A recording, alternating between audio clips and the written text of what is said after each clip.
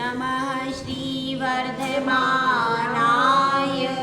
निर्धूतकलिलात्मने सालोकानां त्रिलोकानां यद्विद्या तद्दर्पणायते यद्विद्या तद्दर्पणायते।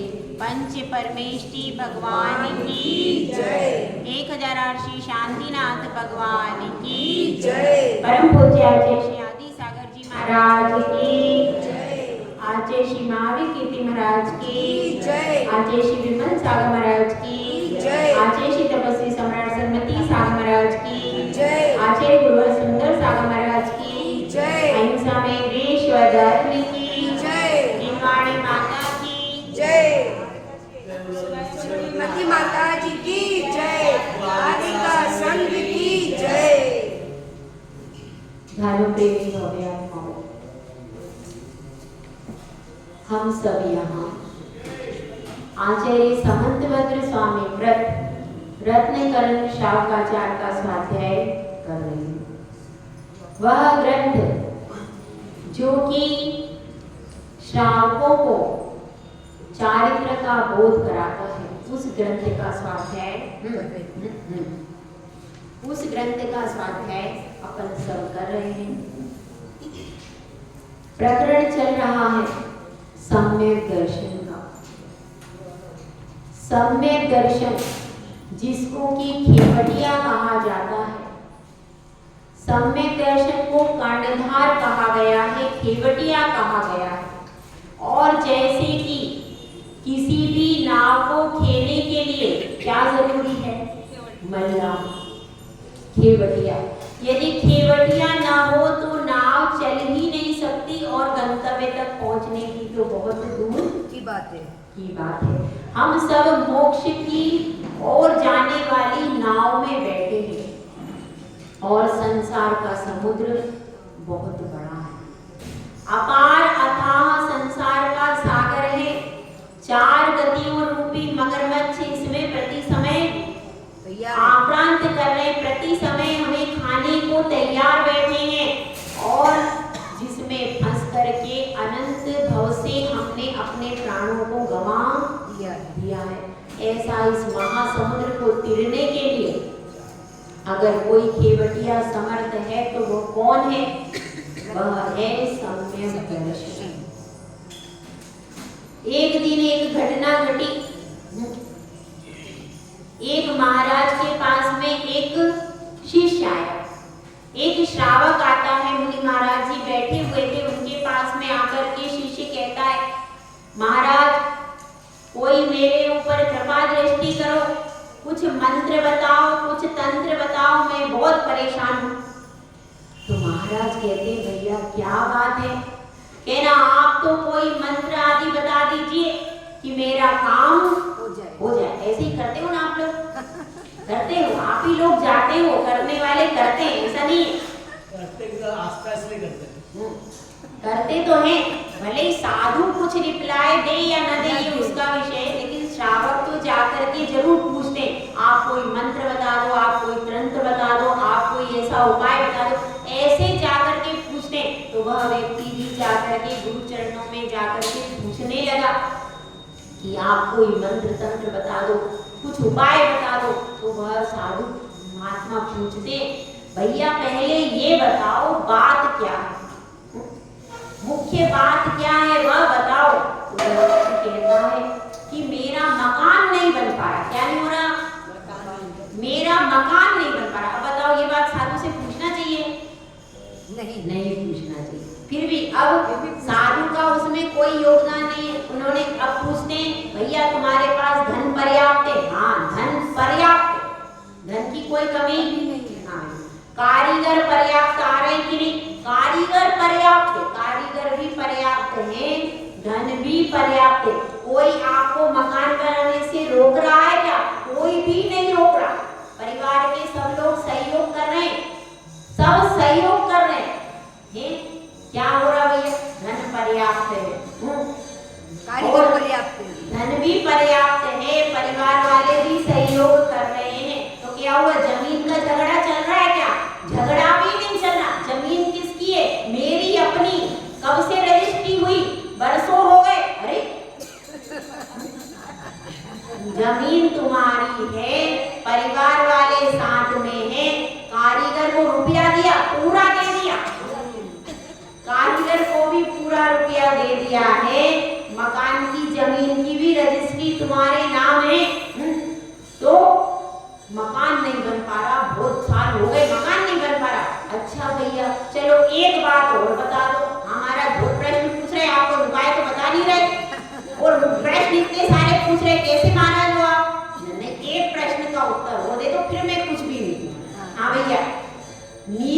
कैसी भरी है तुमने? हैं?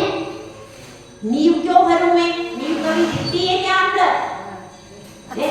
नींव भरने की क्या जरूरत है? देखो, मकान बाहर का ऊपर सुंदर बनना चाहिए, अच्छा उसमें माल मटेरियल। नींव आज तक किसी को दिखी है क्या? तो नींव क्यों भरूं मैं? फालतू टाइम वेस्ट मैं नहीं करना चाहता। आप तो मंत्र तंत्र बताओ, ज्यादा सवाल पूछने की जरूरत नहीं है। समझ में आई बात? हम लोग नींव मजबूत नहीं करना चाहते और महल बड़ा बढ़िया बनाना चाहते। अरे हमारा नींव, हमारी नींव है नमोकार मंत्र। हम जाकर के इधर उधर जाकर के पूछते हैं कोई मंत्र बताओ, कोई मंत्र बताओ। अरे नमोकार मंत्र 84 लाख मंत्रों का राजा है, पर कब उस नींव से हमारा महल खड़ा होगा? जब हम श्रद्धा से एकाग्रता पूर्वक उसकी एक जाप भी कर लो, तो एक जाप से भी कल्याण कब होगा? जब आपकी श्रद्धा होगी। तो श्रद्धा रूपी नींव यदि होगी तो एक बार नमोकार मंत्र जपने से भी कल्याण हो जाए। और अगर श्रद्धा रूपी नींव नहीं है आपके पास, तो आप जिंदगी भर क्या अनंत भवों तक भी मिथ्या दर्शन के साथ में जपोगे, क्या होगा? कल्याण, कुछ भी कल्याण आपका नहीं होगा। तो इसलिए हमको समझना है, नींव जैसे महत्वपूर्ण है मकान के लिए, महल के लिए। नींव जितनी ठोस बनाएंगे उतना बढ़िया महल बनेगा। भले वो सुंदर नहीं दिखे, कैसा नहीं दिखे, सुंदर नहीं दिखे महल, लेकिन मजबूत बहुत बनेगा। पहले के महल आप देख लीजिए, पहले के महल देखिए, पहले के महल बहुत ज्यादा सुंदर नहीं होते थे, लेकिन मजबूत बहुत ज्यादा मजबूत महल होते थे। तभी वो महल आज तक खड़े हुए। और आजकल जो भी हम मकान आदि बनाते हैं उनमें नींव उतनी अच्छी नहीं भरते, तो वह कैसे होते हैं? वह उतने मजबूत नहीं बनते। पहले के मंदिर भी होते थे तो उनमें नींव बहुत ठोस भरी जाती थी। तो ऐसा समझना कि अपने को भी मोक्ष का महल बनाना है कि नहीं? हाँ संगीता जी, बनाना है। मोक्ष का महल अगर अपने को बनाना है तो नींव में क्या डालना पड़ेगा? लोहा डालना है, सोना डालना है, हीरा डालना है, क्या डालना है? नींव में सच्ची श्रद्धा को डालना पड़ेगा। अगर हम नींव में सच्ची श्रद्धा को नहीं डाल पाए तो फिर अपना मकान कैसा हो जाएगा? जैसा उस व्यक्ति का हो जाएगा। बिना नींव के कभी भी मकान नहीं बनता। हालांकि नींव कभी दिखती नहीं, दिखती है क्या? दिखती नहीं है, लेकिन दिखने के बाद भी आपको अंदाजा लगाना पड़ता है कि ये मकान इतना मजबूत है, इतने सालों से है, इसका मतलब नींव मजबूत है। जैसे कि कोई वृक्ष है, वृक्ष की जड़ें कभी किसी को दिखती है क्या? कभी भी नहीं दिखती, कोई भी देख नहीं पाता। हाँ, वृक्ष की क्या हर चीज वृक्ष की दिखती, तना वृक्ष का दिखता है, फल दिखता है, फूल दिखता है, शाखा दिखती है, लेकिन जड़ पर उसका आधार क्या है? जड़। यदि जड़ मजबूत नहीं है तो क्या होगा? वृक्ष कैसे रहेगा? नहीं जाए। और अगर जड़ है नहीं तो क्या उसमें कभी फल, फूल, पत्ते, शाखा कुछ और हो जाएगा?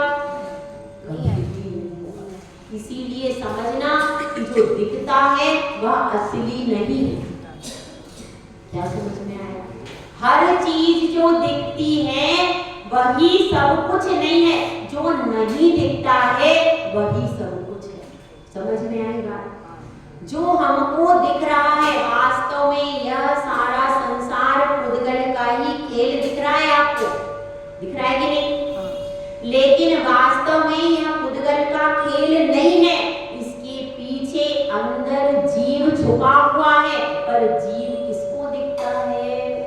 सम्यक दृष्टि। जीव किसी को भी संसारी व्यक्ति को दिखता नहीं है। हर व्यक्ति यह सोचता है ये शरीर काम कर रहा है, ये शरीर से हम कर रहे हैं, लेकिन वास्तविकता यह है इस शरीर में आत्मा अंदर है जो कि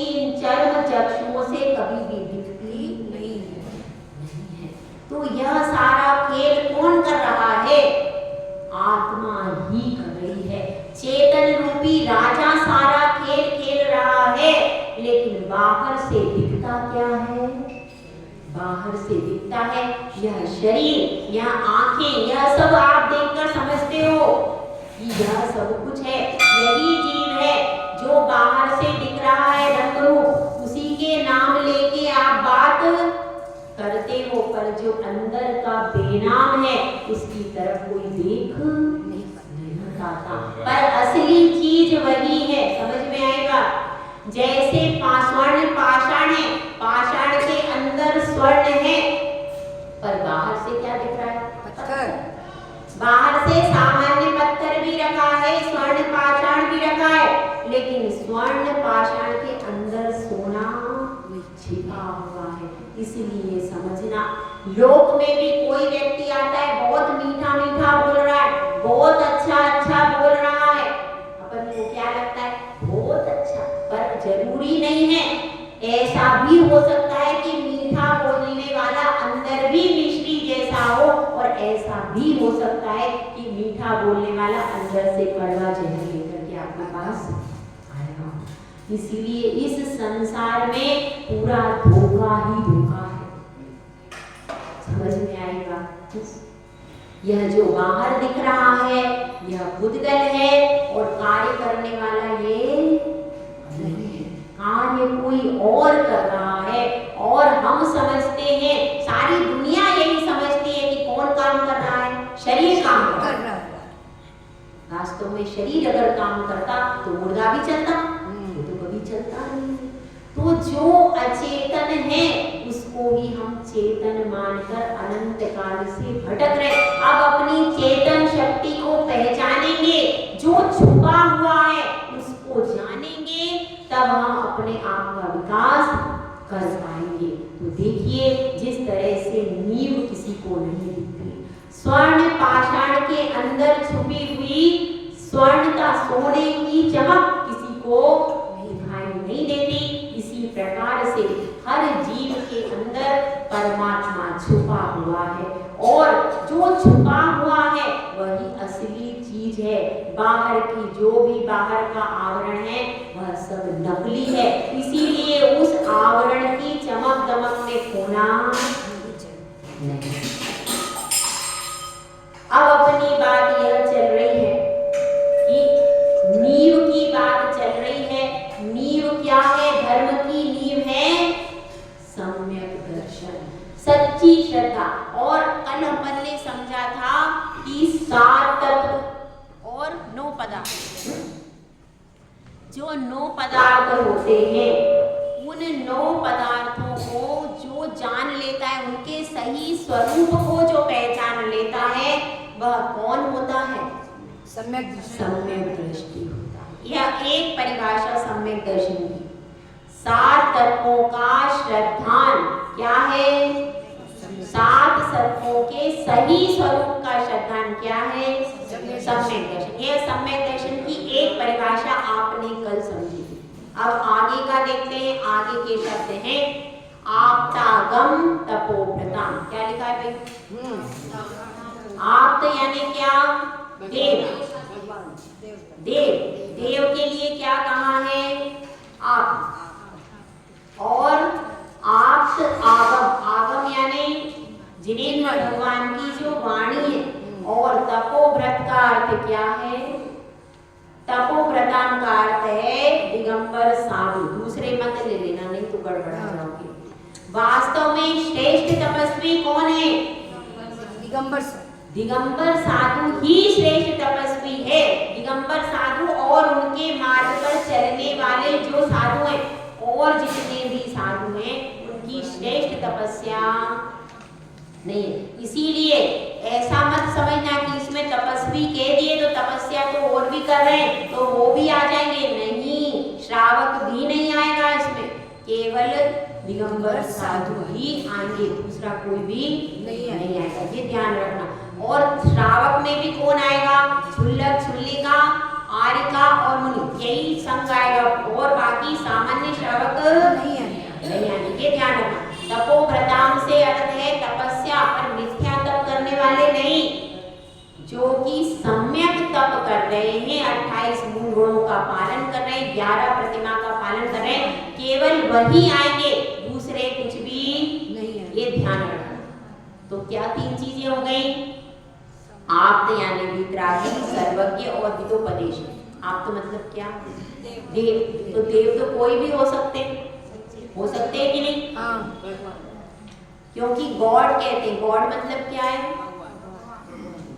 गॉड मतलब भगवान नहीं है, आप बड़े भ्रम में हो। गॉड मतलब सिर्फ देव होता है।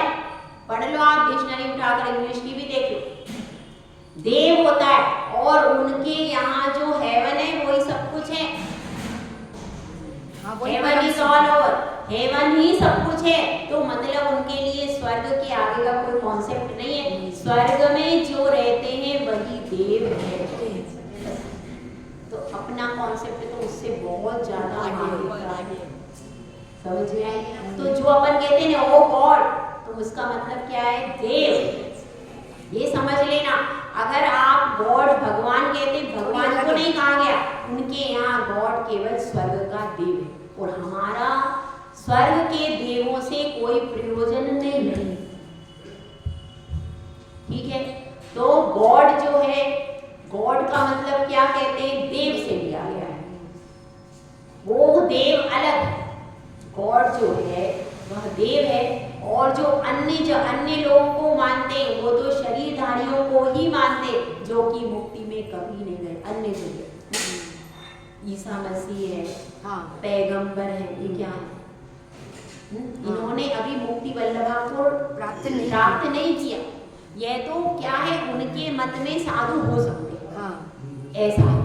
इसलिए क्या है, इनके यहाँ गॉड शब्द का कोई कॉन्सेप्ट केवल देव है। देव से ऊपर का कोई कॉन्सेप्ट नहीं है। ये ध्यान रखना। देव, देखिए देव 4 प्रकार के होते हैं, ये लिख सकते हैं आप। देव वो 4 प्रकार के अलग है। देव पहले क्या है? देव में क्या आएगा? 4 निकाय के देव। कौन कौन से? भवनवासी, व्यंतर, ज्योतिषी और वैमानिक। ये कौन से होते हैं? स्वर्ग के जो देव है। और इसमें भी 2 कैटेगरी डिवाइड करनी पड़ेगी, एक सुदेव और एक कुदेव। समझ में आया? पहली कैटेगरी कौन सी हुई? देव। देव मतलब स्वर्ग में रहने वाले। बताया था मैंने आपको क्या क्या है ऊपर? 16 स्वर्ग है, 9 ग्रेवियक है, 9 अनुदेश है और 5 अनंतर। उन विमानों में रहने वाले और ज्योतिषी देव और भवनवासी व्यंतर, यह सब देव में देव है। सामान्य देव। सामान्य देव मतलब उनमें सम्यक दृष्टि भी है और मिथ्या दृष्टि भी है। अब इसकी 2 डिवीजन बनाओ। एक इसमें देव में लिखो, एक सुदेव और एक कुदेव। कौन कौन हो गए? सुदेव और कुदेव। सुदेव मतलब कौन? जो कि सम्यक दर्शन से सहित है, वो कौन हो गए? सुदेव। और कुदेव कौन हो गए? जो मिथ्या दृष्टि है, वो कौन हो गए? कुदेव। समझ में आया? ये डिवीजन किसमें बनेगा? देवों में 2 डिवीजन बनेगा। उसके बाद क्या है? उसके बाद लिखो अदेव। अदेव मतलब, अदेव का अर्थ है जो देव नहीं है और उनको देवता मान करके पूज रहे हैं। इसमें क्या आता है? जैसे मिट्टी को पूजना, कुएं को पूजना, नदी को पूजना, वृक्ष को पूजना, बट सावित्री करते हैं वो करते हैं, और पत्थर को तिलक लगाना, जिसमें कोई रूप नहीं है, कोई रंग नहीं, गाय को पूज लेना, ये सब क्या है? ये देव नहीं है, लेकिन इसको देव मान करके पूज लेना, वो सब क्या हो गए? अदेव हो गए। और जो रूप और जो अन्य जितने भी चल रहे हैं वो तो वास्तविक रूप ही नहीं है। बहुत सारा जो चल रहा है उनको देवी देवता मान करके पूजते हैं, वास्तव में वैसा देवों का स्वरूप नहीं। ठीक है? ये क्या हो गया? देव हो गए। उसके बाद क्या हो गया? अदेव हो गए। और फिर ले लो आप देवाधिदेव। देवाधिदेव कौन है? उसके बारे में समझो। वीतराग, सर्वज्ञ और हितोपदेश, उनके 3 विशेषण हैं। कौन कौन से? वीतराग, सर्वज्ञ और हितोपदेश। जैसे अपन ने मंगलाचरण पढ़ा था, उसमें आए थे तीनों विशेषण आए। नमः श्री वर्धमानाय निर्धूत कलिलात्मने, जिन्होंने कर्मों के कलंक को धो दिया तो क्या बन गए? वीतरागी। निर्धूत कलिलात्मने सालोकानां त्रिलोकानां यद् विद्या दर्पणायते, जिनका लोक में और अलोक में, यद विद्या का अर्थ क्या हो गया? केवल ज्ञान, केवल ज्ञान। और वह दर्पण के समान प्रतिभासित हो रहा है, यानी वो हित का उपदेश कैसे दे रहे? सर्वज्ञता के बाद ही हितोपदेशिता होती, पहले नहीं होती। तीर्थंकर प्रभु तो मौन ही रहते हैं, दीक्षा लेने के बाद तीर्थंकर प्रभु कोई भी बोलते नहीं, मौन हो जाते। जैसे ही उनकी दिव्य ध्वनि खिलती है, कब खिलेगी? जब सर्वज्ञता प्राप्त होगी, तो उनको केवल ज्ञान हो गया और इसमें हितोपदेशिता भी समाहित है। समझ में आए? तो ये 3 गुण होने चाहिए, उसको हम नमस्कार करने को तैयार है। आता है ना मेरी भावना? बुद्ध वीर जिन हरिहर ब्रह्मा, या उसको स्वाधीन कहो, भक्ति भाव से प्रेरित हो, यह चित्त उसी में लीन है। उन्होंने पूरा लिखा है, जिसने राग द्वेष का मादिक जीवे सब जग जान लिया, सब जीवों को मोक्ष मार्ग का निष्प्रय हो। इसमें क्या आ गया? इसमें सर्वज्ञता आई। कैसे आई? सबसे पहले वीतराग का, जिसने राग द्वेष कामादिक जीते, इसमें क्या आ गया?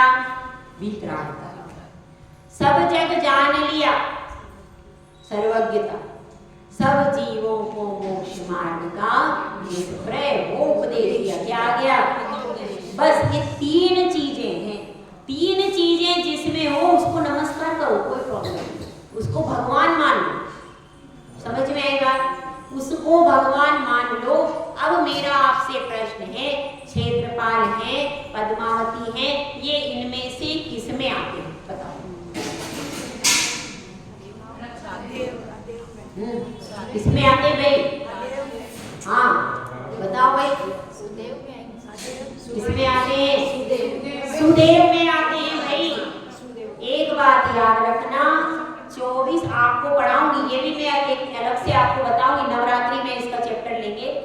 ये सब जो देव हैं, एक तो सामान्य देव बताए, एक हमने सुदेव बताए। 24 भगवान के 24 यक्ष यक्षिणी होते हैं और वे सम्यक दृष्टि ही होते हैं। वह जिन शासन के आपके सम्यक दर्शन का तो पता हो नहीं हो, लेकिन वो इतने कट्टर होते हैं, किसी भी परिस्थिति में सम्यक दर्शन को छोड़ते नहीं है। तो ये सब क्या है? ये सब सम्यक दृष्टि देव हैं और जिन शासन की रक्षा करते हैं, मंदिरों की भी रक्षा करते। उनका कार्य ही यह है, जिन शासन की रक्षा करने वाले सम्यक दृष्टि देव हैं और उनको यदि हम विनय करते हैं तो कोई दोष नहीं है। लेकिन उनको देवादिदेव और भगवान नहीं मानते। जो जिस पदवी में है उसको उसी पदवी में हम सम्मान करते हैं।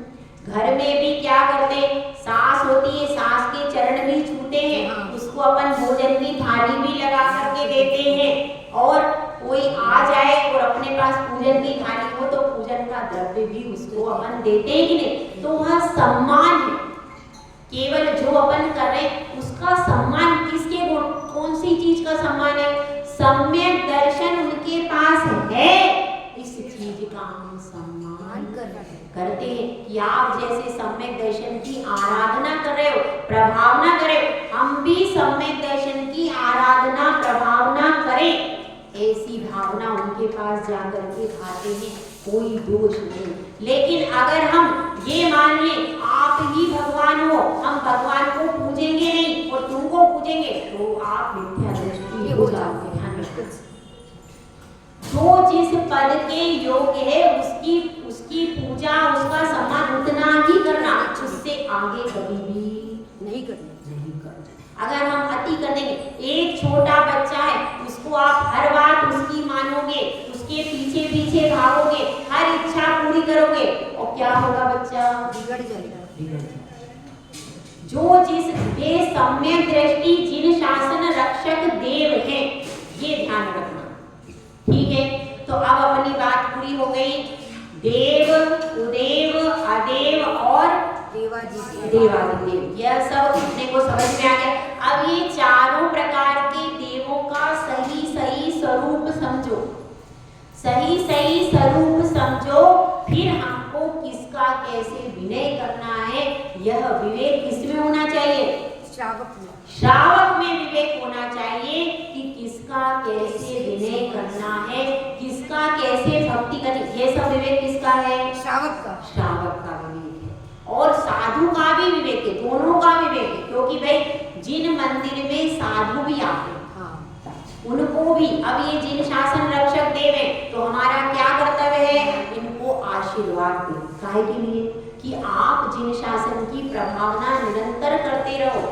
यह सब जो भी है भवनवासी होते हैं, यह हमारा तिलोय परिणति में आता है, ये सब भवनवासी देव हैं। और भवनवासी देव कहाँ रह रहे हैं? भवनों में रह रहे। तो इनको अभी वर्तमान में ये हैं सब देव, यहाँ पर तो अपन ने स्थापना निक्षेप से कहा है, लेकिन वास्तव में ये अभी यही है, भवनवासी देवों में है, और बाद में ये नियम से मोक्ष जाएंगे।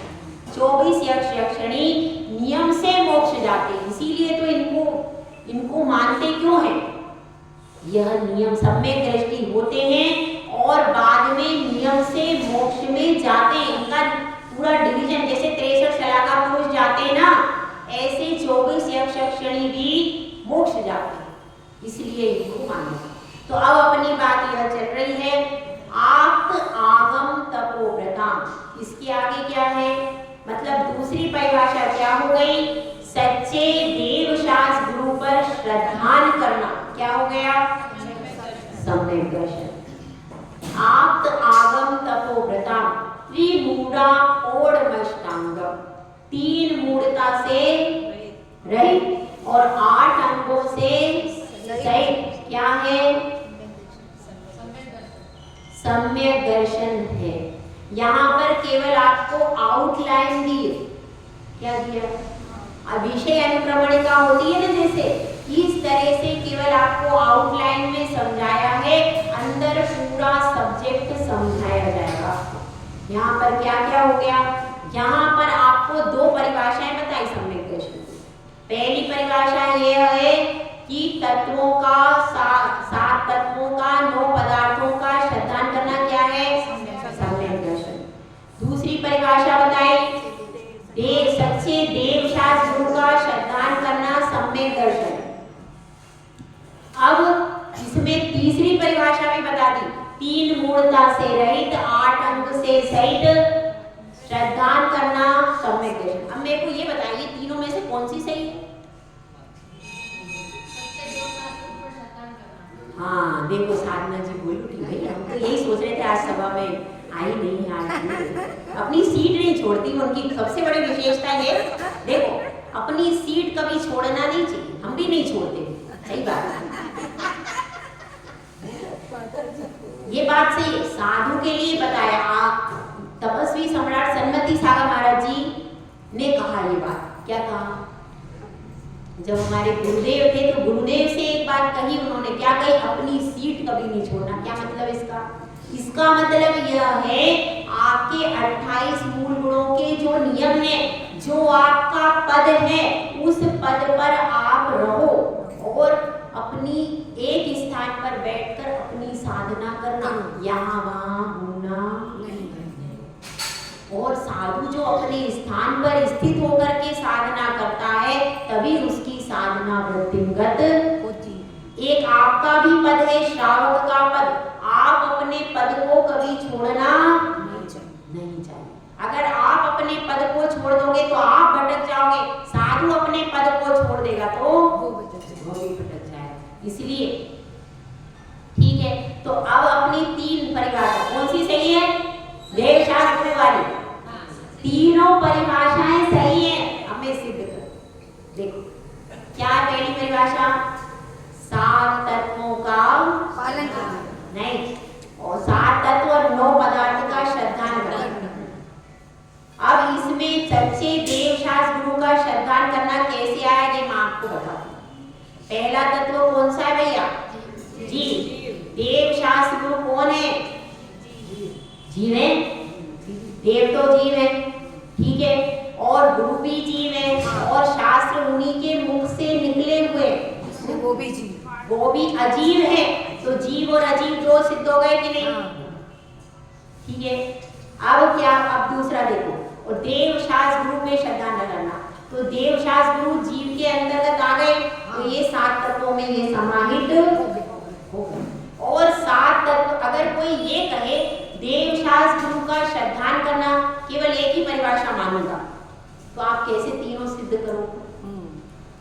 उसमें यह कह सकते भैया देव जीव ही तो है, तो आपने जीव का श्रद्धान कर लिया, करा कि नहीं, और शास्त्र जो है यह वास्तव में अभी तो पुद्गल अजीब ही है, तो आपने अजीब का भी श्रद्धान कर लिया। तो जीव और अजीब सारे जो पदार्थ हैं वो इसी में समाहित हो जाते हैं। क्यों, क्योंकि जीव में ही कर्मों का आना होता है, पुद्गल में कभी कर्म नहीं आते। जीव में ही कर्मों का बंध होता है, और जीव में ही संवर और निर्जरा और मोक्ष होता है।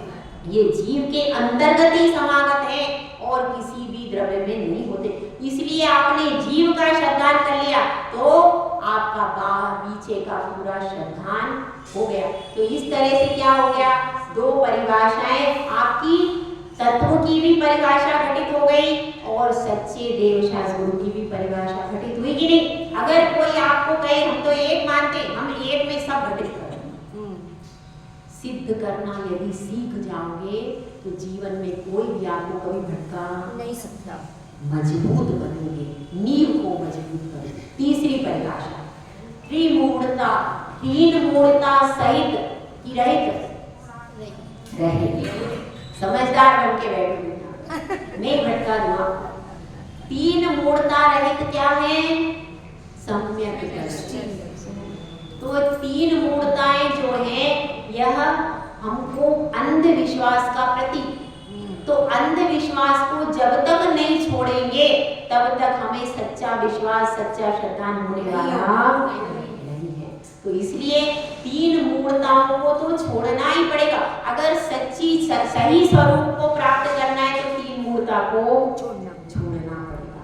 इसलिए यह भी ठीक है। और उसके बाद क्या होता है, 8 अंगों से सहित, तो हर वस्तु में कोई ना कोई पार्ट होता है, ऐसी कोई वस्तु नहीं जिसमें कोई अंग या पार्ट ना हो। शरीर है तो उसके अंग है, बिना अंग के कोई शरीर नहीं होता। एक इंद्रिय भी है तो उसके भी कोई ना कोई हिस्से, कोई ना कोई पार्ट, कोई ना कोई चीज हर वस्तु में। अंश के बिना कोई भी चीज, जैसे कि अब ज्ञान भी है तो ज्ञान में भी 2 चीज है, प्रमाण और नय। प्रमाण पूरा है और नय अंश है कि नहीं। तो इसी तरह से यहाँ पर बात चल रही है किस चीज की, कौन सी परिभाषा बोल रही मैं, 8 अंग। तो इसी तरह से अगर सम्यक दर्शन है तो सम्यक दर्शन एक वृक्ष है तो उसके अंग भी जरूर होंगे। बिना अंग के कोई भी वस्तु पूर्ण नहीं होती। इसीलिए इसमें भी 8 अंग हैं। जैसे कि लौकिक जगत में शरीर में अंग होते हैं, उसी तरह से सम्यक दर्शन भी एक वस्तु है और हर वस्तु में कोई ना कोई एस्पेक्ट्स होते हैं। इसी तरह से इसमें अंग है, ठीक है। तो इस तरह से 8 अंगों को भी अपन धीरे धीरे इसमें गणित करें। यहाँ पर केवल एक आउटलाइन दी, लेकिन आप एक एक बात को ऐसे समझो कि कोई पूछे तो आप सिद्ध कर सको। आप यदि मजबूती से रटने से क्या होगा, आज आपने रट लिया, कल क्या होगा, कल आपसे कोई प्रश्न पूछेगा, आप उत्तर नहीं दे पाएंगे, नहीं दे पाओ। लेकिन आपने समझ लिया, अपने दिमाग में सिद्ध करके कोई चीज फिट कर दी, फिर चाहे 100 आ जाए वो आपसे हम चाहते हैं कि जिन शासन का हर राही जीत जाए और सम्यक दर्शन की ध्वजा लेके आगे बढ़े। देखिए अनादिकाल से अनंत काल तक अपन दुख में पड़े, संसार में भटक रहे, अब कभी कोई भी परिस्थिति आए तो भी अपनी श्रद्धा से विचलित नहीं होते। देखिए बहुत सारी आंधियां चलती हैं और हमारी लौ है वो क्या होती है, आंधियों से चलायमान हो जाती है, होती है कि नहीं? होती है, लेकिन वह लौ यदि उस पर सच्चे देव शास्त्रों की ओट होती है तो वह लौ कभी बुझती नहीं है। तो हम चाहते हैं कि आपका यह दीपक जिन जिन का नहीं जलाए वह अपना दीपक जला ले और हम उस पर ओट कर दें, ताकि कोई भी आंधी विषय और कषायों की आकर के इस दीपक को कभी बुझा न सके।